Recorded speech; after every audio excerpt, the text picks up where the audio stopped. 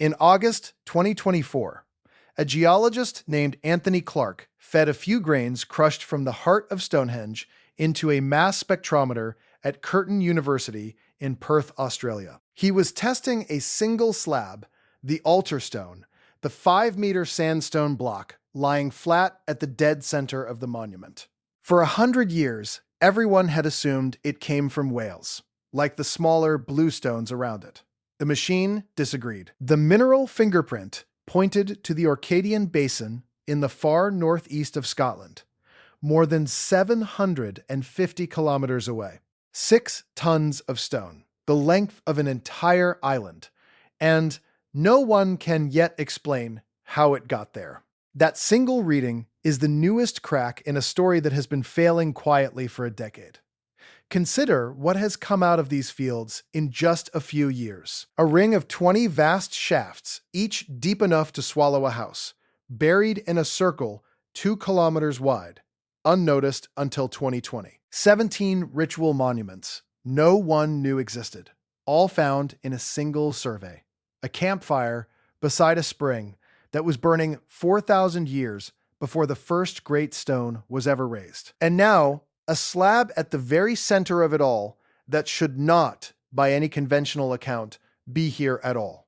Here is the thesis that ties them together. Stonehenge was never a single monument standing alone on an empty plain. It was one visible piece of a vast engineered landscape, and every new instrument that crosses these fields makes the simple version of the story harder to hold. Start with the plain itself, Salisbury Plain, in Wiltshire, southern England. Open chalk grassland, wind-scoured, treeless for miles. In the middle of it stands the stone circle almost everyone can picture. The outer ring of saracens, the inner horseshoe of trilithons, the smaller blue stones threaded between them. It was built in phases between roughly 5,000 and 4,200 years ago. For most of modern history, that circle was studied as an object, a thing in a field, isolated, a handful of stones, and a ditch. Then, in 2010, a team led by Professor Vincent Gaffney, then at the University of Birmingham, and Professor Wolfgang Neubauer of the Ludwig Boltzmann Institute in Vienna began dragging magnetometers and ground-penetrating radar arrays across the grass around the monument. Not the stones, the empty space between them. They surveyed roughly 12 square kilometers, to a depth of about 3 meters, building the most detailed underground map of a prehistoric site ever attempted. They expected mostly empty ground.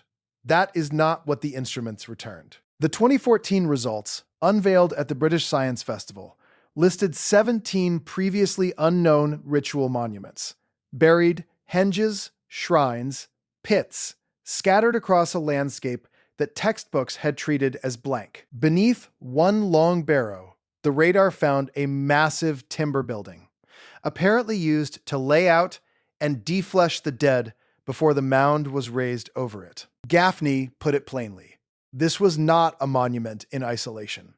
Stonehenge sat inside something far larger, and almost none of it had ever been seen. The empty plain was not empty. It never had been. And the fields to the northeast were about to produce something no one had modeled at all. Less than 2 miles northeast of the stone circle lies Durrington Walls, a superhenge, one of the largest henge enclosures in Britain, ringed by the smaller timber circle of Woodhenge just beside it. This is where archaeologists believe many of the people who built Stonehenge actually lived. Excavations here uncovered the floors of Neolithic houses. In 2020, a consortium led by the University of Bradford, Gaffney again, announced something in these fields that stopped people cold. Set around Durrington Walls and Woodhenge was a circuit of at least 20 enormous pits, each measured more than 10 meters across and around 5 meters deep, cut down into the solid chalk. Together, they traced a ring over 2 kilometers in diameter, enclosing an area of more than 3 square kilometers. Carbon dating placed them at roughly 2,500 years before the Common Era, the same era as the great monuments themselves. Researchers estimate there may originally have been more than 30. At first, the pits were dismissed as natural sinkholes in the chalk. Only when the wider survey revealed the pattern, a deliberate circle, spaced with what looks like real mathematical planning, did the interpretation change. Follow-up work by Gaffney's team in 2021, using boreholes and sediment analysis, concluded the features were human-made, not natural. This debate is genuine, and it continues. Some researchers have questioned how many of the pits are truly artificial. But if the ring holds, it is the largest prehistoric structure ever identified in Britain, and it had been walked over by farmers, tourists, and archaeologists for centuries without anyone seeing it. Why would a people carve a 2-kilometer boundary of shafts into the chalk? A sacred edge? A warning line around the land of the dead? The team's own phrase is, "Careful, it moves the question from big mysterious holes toward purpose." The purpose itself is still open, and the stones raised on this plain had already come from impossibly far away. Look at where the material came from, and the landscape stops being local. In 2020, a team led by David Nash of the University of Brighton chemically matched the Great Sarsens, the massive uprights, some over 20 tons, to West Woods near Marlborough, about 15 miles north. 50 of the 52 Sarsens they sampled shared one source. That alone meant hauling stones the weight of lorries across 15 miles of countryside. The smaller, blue stones travel much further. Work led by Mike Parker Pearson of University College London traced many of them to the Preseli Hills of West Wales, to specific outcrops at Craig Rosy Felon and Carn Godog, where his team found the quarry faces themselves. That is roughly 150 miles to the west. People moved multi-ton stones that distance on foot 5,000 years ago. Researchers arrived expecting a local monument built from local rock. The chemistry showed them a landscape reaching across an entire country, which brings the story back to its beginning, and to the stone that broke the pattern completely.